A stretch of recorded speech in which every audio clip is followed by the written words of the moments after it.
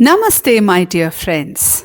Welcome back to our magical journey of the Mahabharata and the Bhagavad Gita. This is episode 4 of season 1.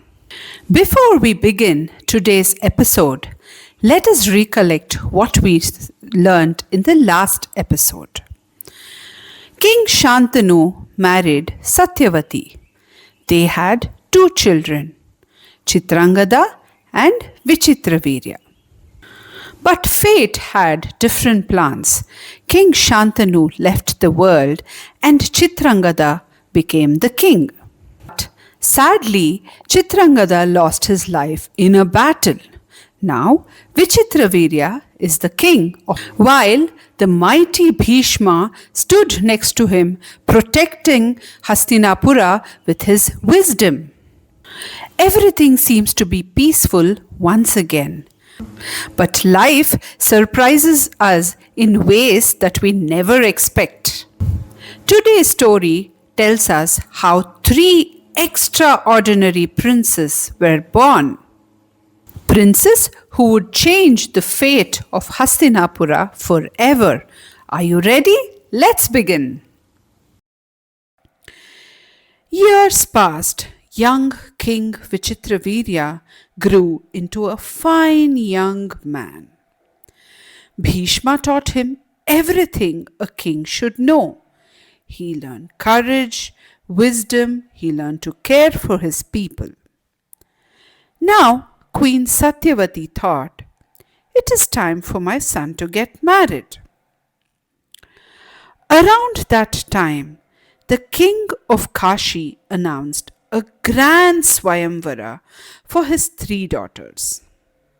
Their names were Amba, Ambika and Ambalika. Princes from all over the land dreamed of this special day. Many brave kings and princes gathered, hoping to win one of their hands in marriage. But Bhishma had a different plan. He wanted the princesses to marry King Vichitravirya. So he rode to Kashi in his magnificent chariot. Standing before all the assembled kings, Bhishma declared, I have come on behalf of the king of Hastinapura. Then, with unmatched courage, he took the 3 princesses into his chariots and challenged anyone who wished to stop him. Many kings attacked him, but none could defeat Bhishma. He returned safely to Hastinapura with the 3 princesses. When they reached the palace, Princess Amba stepped forward. She folded her hands respectfully and said, Great Bhishma, before the Swayamvara, I had already chosen King Shalva as my husband. Bhishma listened carefully. He believed in fairness and Dharma, so he immediately allowed Amba to return to King Shalva. But sadly, King Shalva refused to accept her. He said, You were taken away by Bhishma. I cannot marry you. Amba was heartbroken. She returned to Bhishma and begged him to marry her instead. But could Bhishma marry? No. Remember, he had taken the terrible vow of lifelong celibacy? He could never break the promise he had made to his father.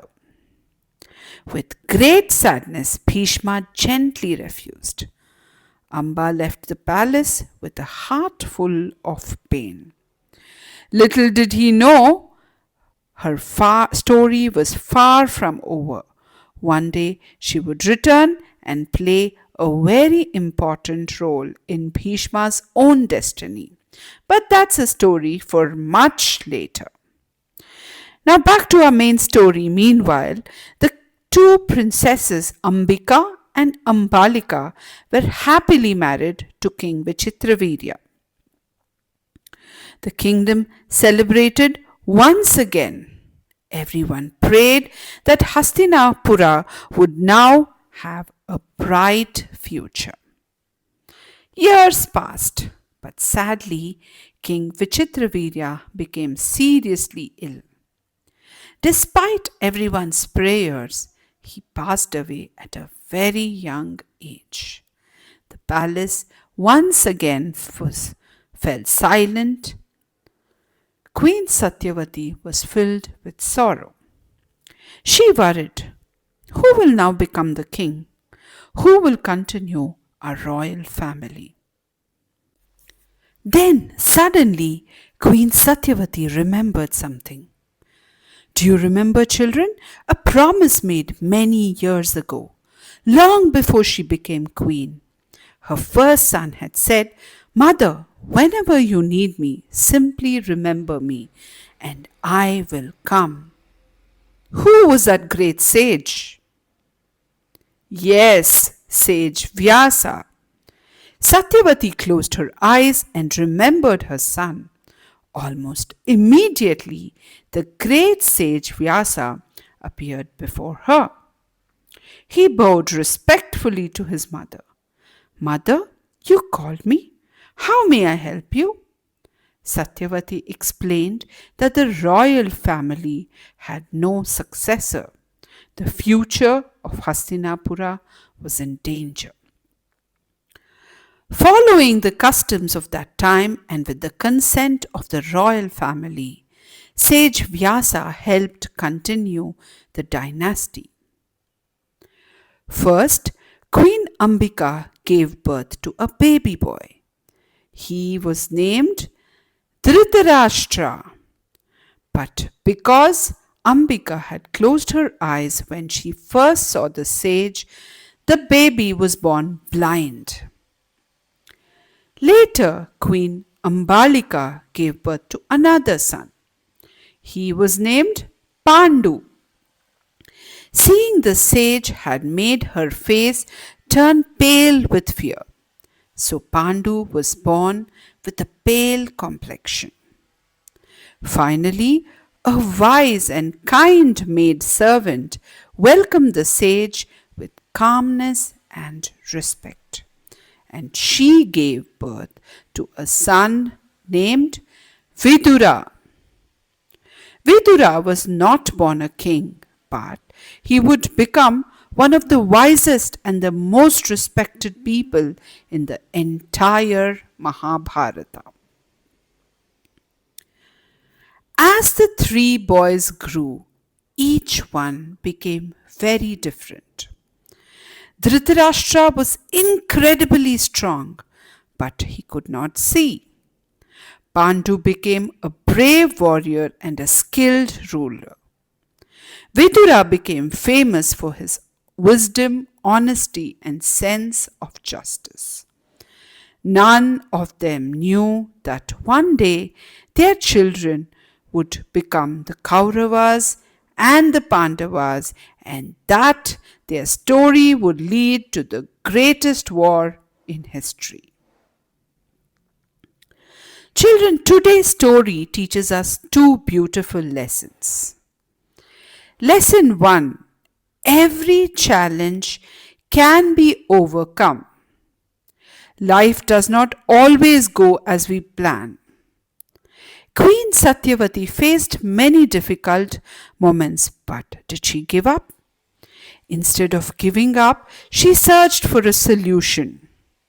We too should face our problems with courage and wisdom. Lesson 2. True greatness comes from character. Dhritarashtra was strong, Pandu was brave, Vidura was not born a prince. Yet it was Vidura's wisdom, honesty, and kindness that made him truly great. Always remember, your character is more important than your position. But children, now our story is becoming even more exciting. The three princes are born.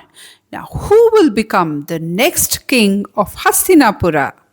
And who will be the mighty parents of the Kauravas and the Pandavas? We will explore this exciting story in our next episode.